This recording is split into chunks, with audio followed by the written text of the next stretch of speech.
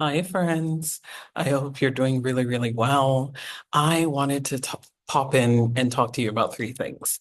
The first is there's a coaching client that I have, and we've been talking a lot over the past couple of weeks about where she is in life and what she's working towards. Part of what I've been doing with her is helping her to develop her own strategic roadmap for what happens at the next stage of her career.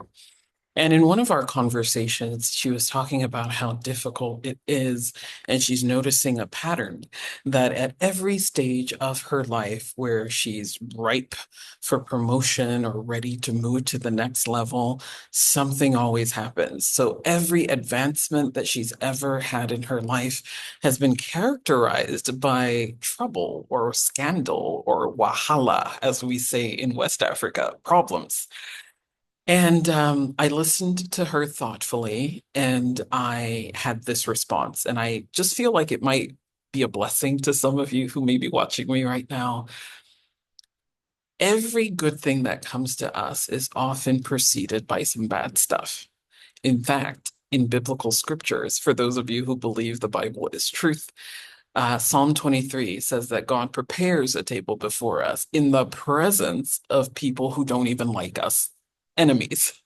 So it is a function of the way things work here in the world that oftentimes it's the bad stuff that precedes the good stuff. Quite frankly, it's the bad stuff that sometimes produces the character that you need to enjoy the good stuff.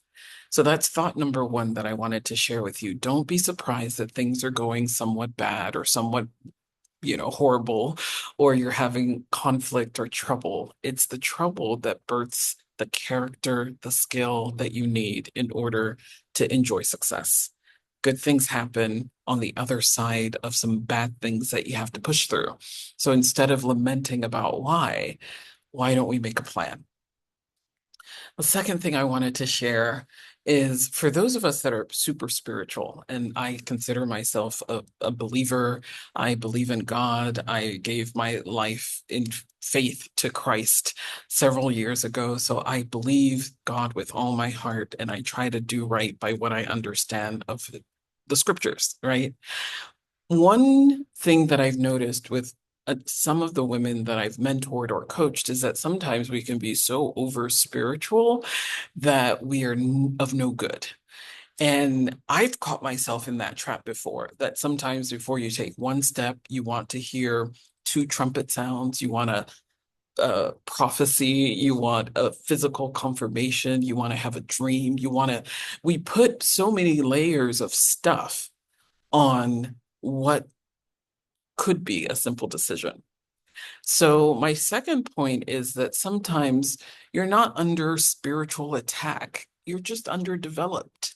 That maybe there's some skills that you haven't sharpened. Is some wisdom that you need to learn from somewhere. So sometimes we might over spiritualize a problem that sharpening a skill could solve. So I've noticed that in my own life that sometimes I'm putting a burden on God through prayer to get me out of something that some character development would get me out of, or some wisdom from talking to a mentor or a coach could get me out of. And sometimes it's hard to know what you need.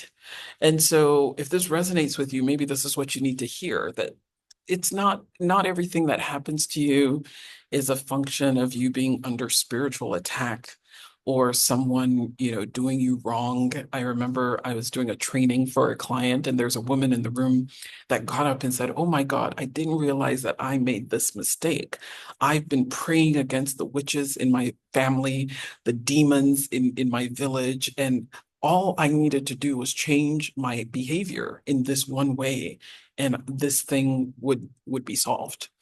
So I share that because I'm out here in these streets coaching and mentoring and supporting women and girls, and I'm witnessing parts of myself and mistakes that I've made in my past that I do think that some of us could be delivered from. So point number two is maybe you're not under attack, maybe you're just underdeveloped. Okay. And the last point I wanted to make is that don't fight alone. Don't, nothing of great and lasting value ever really happens by yourself. And this is medicine that I am still drinking because I have been, used to being a lone ranger in my career, in my personal life.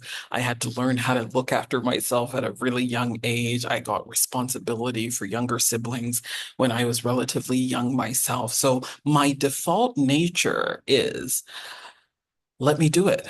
I got this. I'm the superwoman. I'm the one who has to have all the answers, do all of the things. And as I get older and get more grays in my hair, I'm realizing the power in collaboration, the power in letting people help you. So that's point number three. Let people help you. Some of us have been so schooled and it's got to be me. It's got to be me figuring everything out, me doing everything, that we can't quite really live a life of true balance. And I know in my life, times where I've been most overwhelmed, overworked, it was because of these poor choices, letting other people's crises become my emergency, or not holding people to account and therefore taking on their work in addition to mine. And these are the patterns that a lot of us as women, sometimes fall into because we're well-meaning. And sometimes it's because people pat us on the back for being so helpful or so nice, and we get the emotional high from people really applauding us for taking on more than we actually should. So my last point is, let people help you. I've been teaching my 3-point process, like ask for help, pray for help, pay for help, so that you do not overwhelm yourself and you play to your strengths, because we really want to win. I want to nurture a community of women who win.